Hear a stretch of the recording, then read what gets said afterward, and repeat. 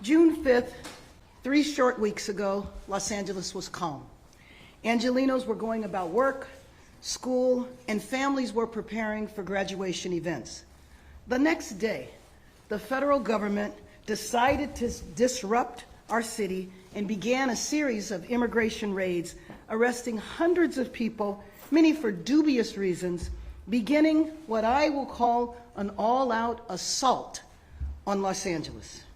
First the raids, then randomly grabbing people off the streets, chasing Angelenos through parking lots, sending in federalized troops to stand idle, protecting 2 buildings, and having U.S. Marines trained to fight the enemy abroad, stationed here and caravanning around town, intimidating Angelenos, creating a sense of fear and terror in our city. Families missing graduations, people afraid to go to work and school, businesses unable to open, and inflicting a serious blow to our local economy. And in addition to that, initiating investigations led by Republicans in Congress, the Secretary of Transportation, requesting documents and communications with the implication that the mayor's office and the city was either negligent or complicit in the protests and the vandalism that was falsely portrayed as citywide riots, and now filing a lawsuit against the city. Again, this is essentially an all-out assault against Los Angeles. The lawsuit is an attempt to overturn the will of the city, calling for a halt to long-standing policy to protect immigrant Angelenos. We are a city of immigrants who have had policies in place for decades. Ironically, originally, the law was for public safety, so the newly arrived immigrant population that was being preyed on by criminals would feel safe in reporting crimes to law enforcement. As the city attorney said yesterday, our city remains committed to standing up for our constitutional rights and the rights of our residents. We will defend our ordinance and continue to defend policies that reflect the long-standing values of our city. We know that Los Angeles is the test case, and we will stand strong. And we do so because the people snatched off city streets and chased through parking lots are our coworkers, our neighbors, our family members, and they are Angelenos. Let me be clear, I personally won't be intimidated by these tactics. We will not be intimidated by these tactics. I will always protect Angelenos against the unwarranted and cruel actions of this administration. We know, as I said before, that our city is being used as a test case for an extremist agenda, but LA will stand strong and we will stand together. We are a city of diversity, of labor, of business, of faith, of community, of creativity, of success. We are a proud American city, and we will stand united. With that, let me introduce Ernesto Medrano, Executive Secretary of the Los Angeles and Orange County Building Trades. Thank you, Madam Mayor. Good morning, everyone. We represent over 160,000 hardworking construction workers across Southern California. The hardworking people that get up before dawn to build this city. Today, I am here because our members and job sites have been turned into targets. Not because of wrongdoing, but because of assumptions, because of profiling, because of fear. What's happening right now goes beyond politics. It cuts into the foundation of fairness, due process, and respect for work. We cannot stay silent about it. The trades include people from all walks of life. Those who vote red, those who vote blue, and some who may not even vote at all. But at the end of the day, in the labor movement, we believe in something bigger, and that is solidarity. Brotherhood, sisterhood. We protect each other, we fight for each other. And right now, our members, their families, and our workplaces are being targeted. Last week, we saw ICE agents show up at a public works job site. These are union job sites, city-funded job sites. These are places where Los Angeles is being rebuilt, the streets, their sidewalks, and other types of infrastructure. These workers were profiled simply because of how they look and where they work. That is not law enforcement, that is intimidation. When ICE storms in without cause, it sends a chilling message to every worker, documented or not, U.S. citizen also, that your rights don't matter, what it says. But they do matter. Their rights do matter. Due process does matter. And the Constitution does matter. No one should be assumed guilty just because they're brown and wearing a hard hat. This lawsuit is a political stunt disguised as public safety. But the real consequence is fear. Fear that keeps workers from showing up, that delays public projects, that weakens our economy. Even Republican state lawmakers here in California have called for a change in tactics. They know that indiscriminate raids hurt communities and do nothing actually to make us any safer. This isn't about being red or being blue. This is about standing up for the people that make the city move. People who believe in a fair shot, a fair wage, and a fair day's work without fear. Thank you.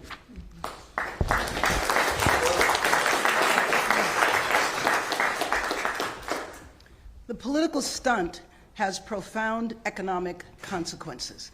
There are entire sectors of our economy that are dependent on immigrant labor. I want to introduce Frederick Nielsen, the principal with Steinberg and Hart. Good morning, everyone. Thank you, Mayor. Yeah, I'm with Steinberg Hart, and we daily are reminded about the struggle to get permits and approvals for much-needed housing in the city. And this action is going to further delay much-needed housing.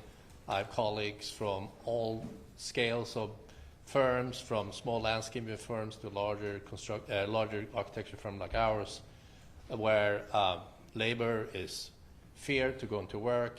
They're causing a lot of angst and causing bad morale in construction. And we just need to stop this, and we have go on with much needed housing in the city. Thank you.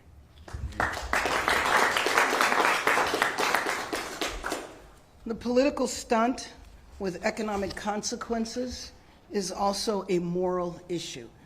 I recount the wives that I met right after Father's Day whose husbands did not come home, and they had to explain to their children where were their fathers, when would they see them again.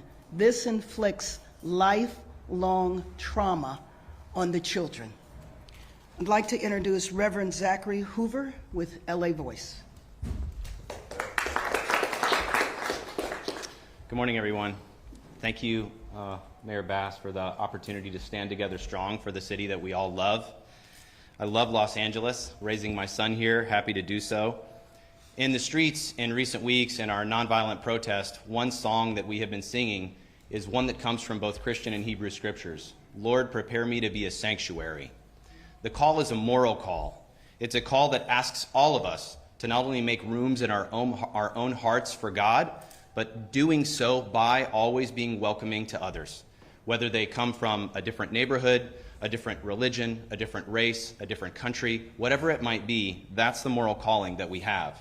And frankly, that's a calling that we have seen alive in our country for many years in many different ways as we've continued to expand welcome to people, not just in Los Angeles, but across the United States. What does sanctuary mean besides this? That families and children feel safe, that workers feel safe, that people know that if they need to report a crime, they can, that people are free to work, worship, and play without fear. This is what we want for not just Los Angeles, but the nation as a whole. In recent weeks, from when I showed up with Raquel Roman was already there, when we showed up and saw a family that had been, whose car had been hit by masked federal agents, flashbanged with a toddler and a child inside. And the man that they removed was a U.S. citizen. This is what is happening in Los Angeles. Or Job, whom we've seen on the news recently, who was detained at the Home Depot simply for being there, doing his job. He's a U.S. citizen, detained for 36 hours by the federal agents. or the countless other stories we've heard. One of our member congregations, we have 100 member congregations we work with across the county. One of them has 14 families that have a family member, a long-term resident of this country, a worker, a churchgoer, who have been detained, and those families are struggling. There's a 4-year-old who keeps asking, "Where's my daddy?" And they cannot explain to him where his father is. Today, we're also faced with the moral failure of this big bill.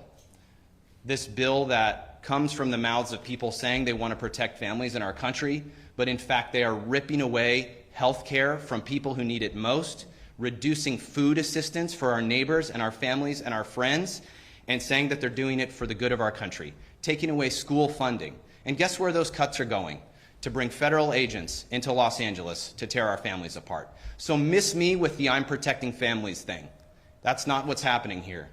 We expect Americans, we invite you wherever you are in this country. If you don't like what you're hearing about what's happening right now, you have to make your voices heard. And in particular, I want to speak to my fellow faith leaders, be you Christian, Muslim, Jewish, Sikh, whatever tradition you come from.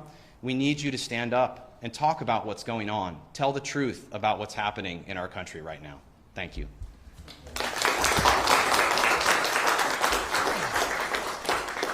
The political stunt with economic consequences challenges the moral values of this nation, but not the values of Los Angeles, because we will stand strong.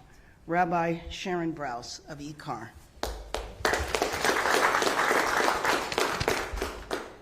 Good morning, folks, and thank you so much to Mayor Bass for your leadership in this moment.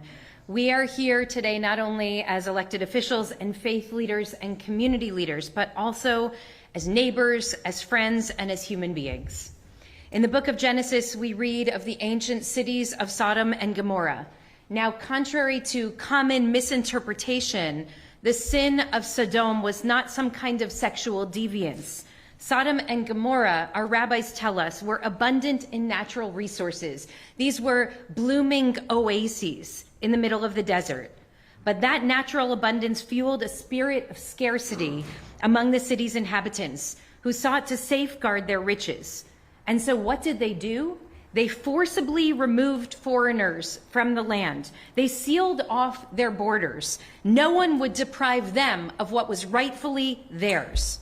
In Sodom and Gomorrah, the people's worst inclinations were propped up by a legal system that made a mockery of justice. Lawmakers passed zero-tolerance policies that meted out torture to anyone who offered sanctuary to a struggling neighbor. This was a cynical effort to quash human goodness and to fuel a culture of distrust, betrayal, and callousness. And it is as old as the Hebrew Bible. These past few weeks, we have witnessed these same behaviors here in our city, in our homes, in our workplaces, in our churches, in our graduation ceremonies. People are afraid to go to work. Children fear that their parents might not come home. The harshness, the physical and the emotional violence inflicted in these raids and detentions shocks the conscience. We will not stand back and watch as our families and our neighborhoods and our city and our country is torn apart. Here in Los Angeles, we will always choose to respond to cruelty and callousness with courage, to respond to hatred with love.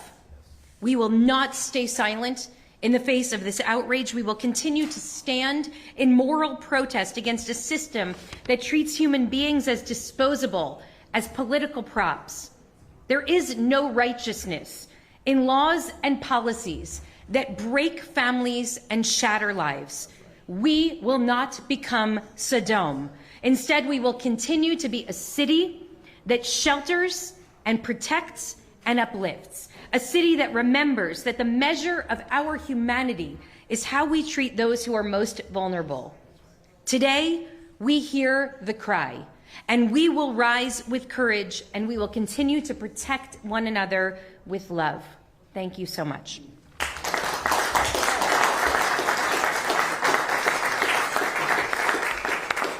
We can open up for questions now, and I'll ask Deputy Mayor to lead that. We'll start right here, and then we'll go to Dave. Mayor Bass Brittany with NBCLA. My question part. First, can you explicitly say how the city is responding to this lawsuit, and in turn, how the city is going to be able to afford to respond to it?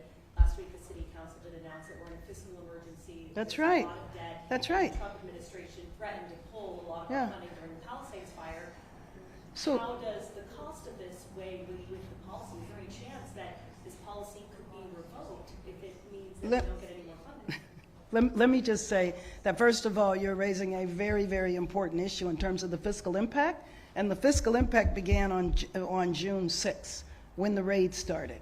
Because in the week after that, we spent $30 million on LAPD overtime and security-related expenses. $30 million that was unnecessary. You're asking how we're responding to the lawsuit. You know we just received a lawsuit yesterday. So attorneys are reviewing it. But it's still the same point. It's going to cost a lot of resources to defend the city in the lawsuit. But I also mentioned that it's not just the lawsuit. It's also the inquiries from the Government Oversight and Reform Committee in the House, the Secretary of Transportation, and what they are essentially doing is trying to lay a foundation. There was some complicity with the city government, and the protests that took place, especially in terms of the vandalism, which is ridiculous. A follow-up question from that. Should the federal government, should the Trump administration withdraw Los Angeles federal funding? Of course not. What the federal government should do is stay in Washington and remove the troops and do not have ICE raids in our city. That's what the federal government should do. Next. Next question to Dave and then to Macy. So, hi. The city council is scheduled to vote today to ask the city attorney to make suing the Trump administration a top priority over these immigration raids.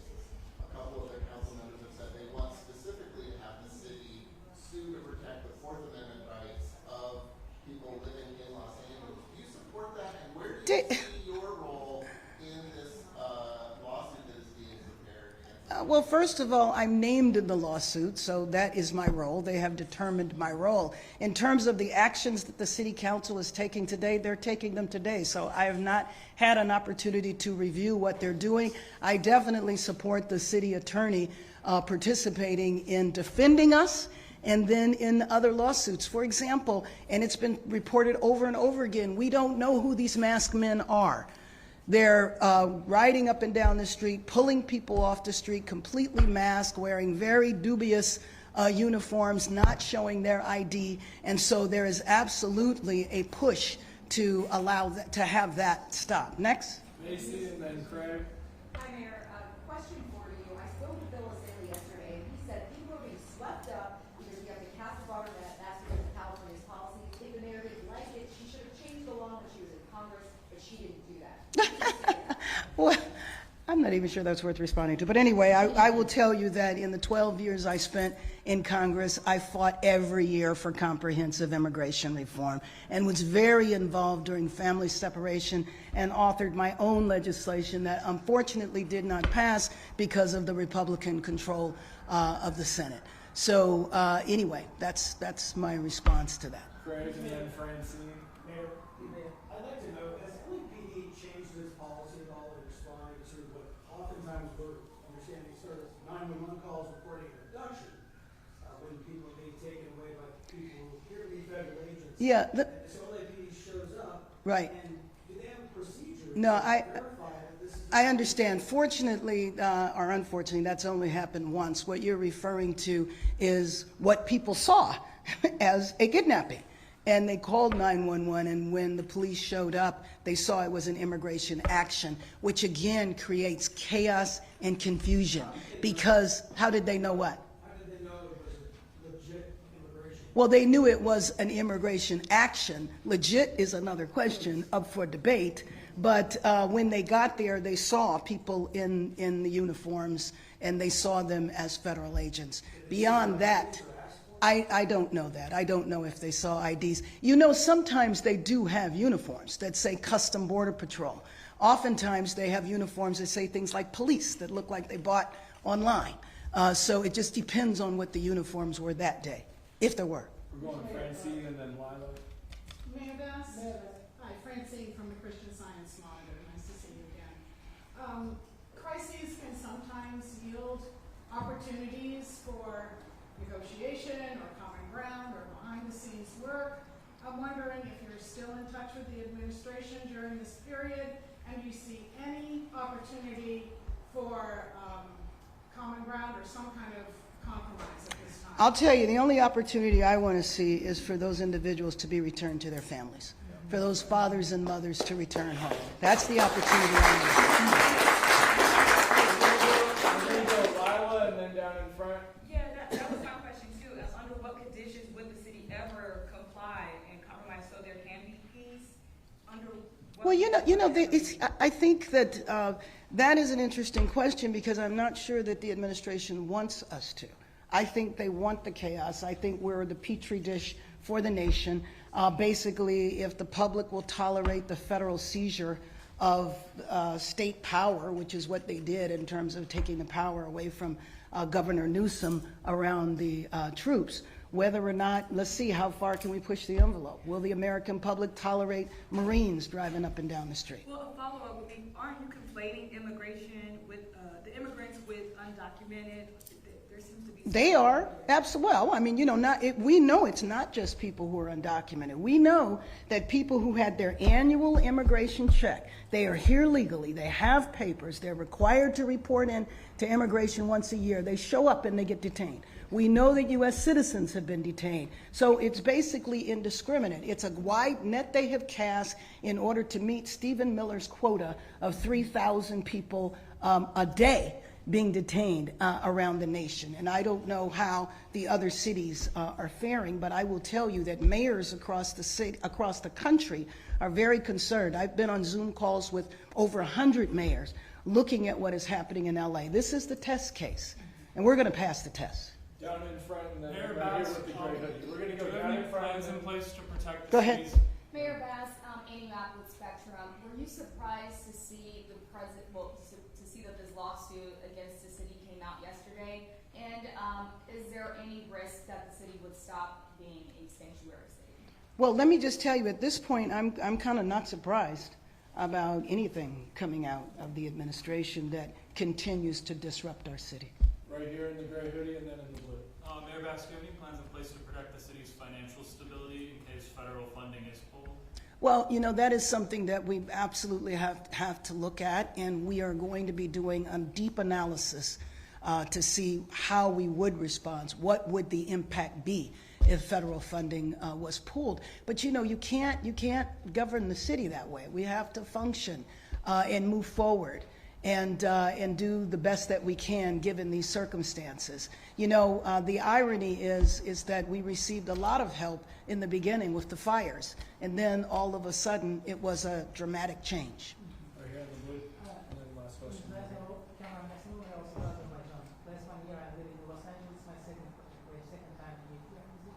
So my question about that, maybe very basic. Federal government claimed that the raid against illegal immigrants, but the government of the state tried to protect the rights of the immigrants. Had there any maybe mutual point to solve this problem in general? It's my first question. And then before the second. Well, I'll just say I'm not sure they want it solved.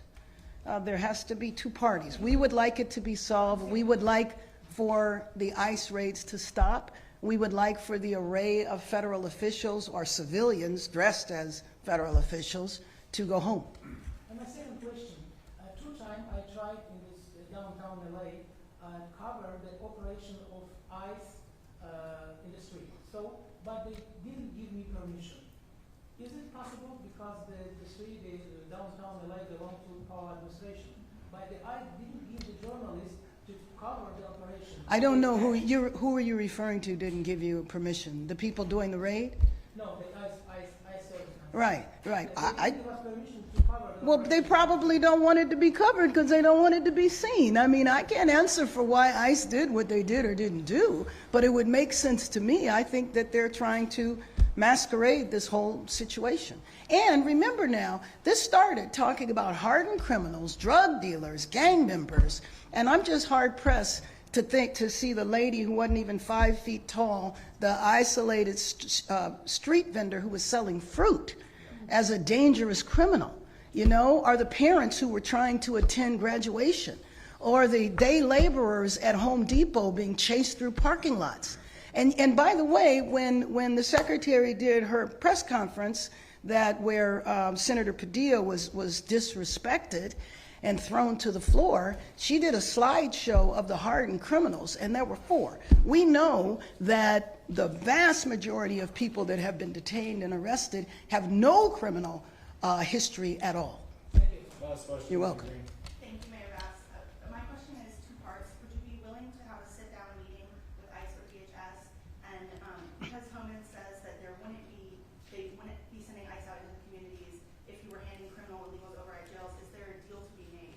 I don't know if there's a deal to be made. Like I told you, the deal that needs to be made is for them to go home. Thank you.